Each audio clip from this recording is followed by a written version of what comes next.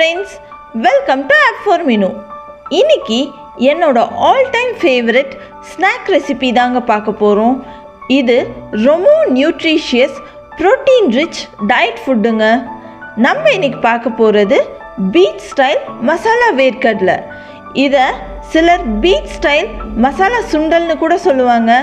So வாங்க friends, beach style masala வேர்க்கடலை சுண்டல் எப்படி பண்றதுன்னு பார்க்கலாம். எங்க சேனலோட இமிடியேட் அப்டேட்ஸ்க்காக சப்ஸ்கிரைப் பண்ணிக்கோங்க. பக்கத்திலே இருக்க பெல் ஐகான் கிளிக் பண்ணி மறக்காம ஆல்ங்கிற ஆப்ஷனையும் செலக்ட் பண்ணிக்கோங்க. ஒரு குக்கர்ல 2 கப் வேர்க்கடலை சேர்த்துக்கோங்க. வேர்க்கடலை வேகிறதுக்கு தேவையான அளவு தண்ணி சேர்த்துக்கோங்க. ஒரு 2 to 3 கப் அளவுக்கான தண்ணிங்க. உப்பு தேவையான அளவு. இதையெல்லாம் சேர்த்து நல்லா கலந்து விட்டுக்கோங்க. இதை இப்படியே ஒரு 3 to 4 விசில் வரைக்கும் வேக வச்சு எடுத்துக்கோங்க. உங்களுக்கு டைம் இருந்துச்சுன்னா வேர்க்கடலையே முன்னாடியே ஒரு 4 to 5 மணி நேரம் வரைக்கும் ஊற வச்சு 2 விசிலுக்கு வேக வச்சு எடுத்துக்கோங்க. பாருங்க, வேர்க்கடலை எல்லாம் நல்லா வெந்திருக்குது. இப்போ தண்ணியெல்லாம் வடிச்சிட்டு வேர்க்கடலையை ஒரு மிக்சிங் பவுலுக்கு டிரான்ஸ்ஃபர் பண்ணி வச்சுக்கோங்க.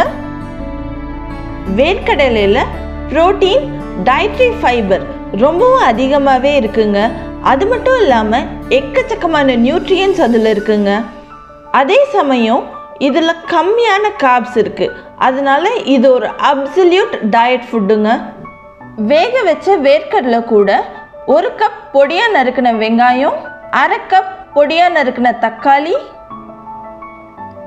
1 கப் துருவின கேரட், 1/4 கப் பொடியாக நறுக்கின கொத்தமல்லி தழை, உப்பு தேவையான அளவு, 1/2 ஸ்பூன் மிளகாய்த்தூள், 1/2 ஸ்பூன் சாட் மசாலா பவுடர். இதையெல்லாம் சேர்த்து நல்லா கலந்து விட்டுக்கோங்க.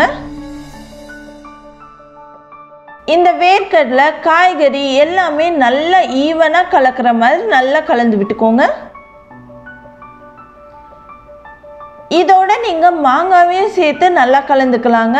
ஆனால் என்கிட்ட இன்னைக்கு மாங்காய் இல்லாததுனால நான் இன்னைக்கு சேர்த்துக்கலைங்க.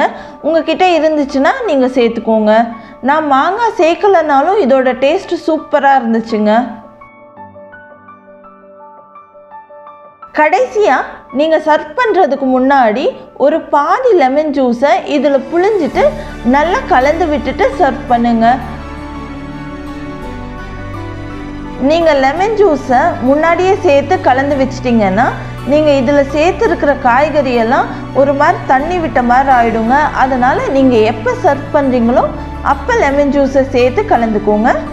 அவ்வளோதாங்க, ரொம்பவும் எம்மி, nutritious and protein rich snack recipe beach style masala வேர்க்கடலை ரெடி. நீங்களும் இந்த ரெசிபியை ட்ரை பண்ணி எப்படி வந்ததுன்னு மறக்காமல் கமெண்ட்ஸில் சொல்லுங்கள். இந்த வீடியோ உங்களுக்கு பிடிச்சிருந்தா ஒரு லைக் கொடுங்க. தேங்க்யூ.